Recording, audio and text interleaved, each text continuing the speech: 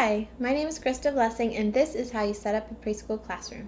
Okay, when you're setting up a preschool classroom, there are certain things you want to keep in mind.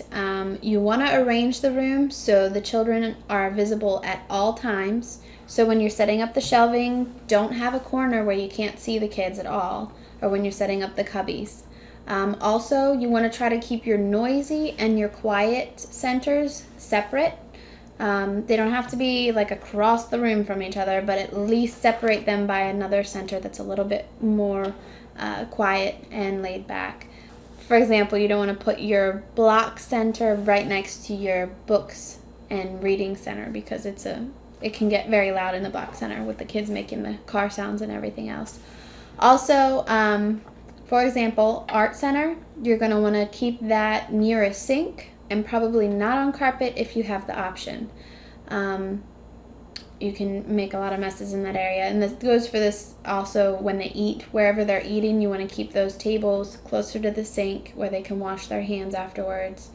Another thing to remember is to have a parent information board available for the parents to look at, and that information will have maybe what they're eating for lunch every day for the month, what your lesson plans are for the week, any events going on, a calendar saying when the school is going to be closed. And those are just a few examples of different things you can put on your parent information board, but you definitely want to have that somewhere where they can see it. So maybe next to the children's cubbies. And you want to keep the cubbies closer to the door also so that they can come in and drop their kids off and set their items that they brought in with them in the cubbies, and then just make it easily accessible for in and out of the front door. Also, make sure your toys are easily accessible and your art supplies and different things that they need to have. Don't make it closed off in cupboards where they don't see it and out of sight, out of mind. So make sure they can get to everything.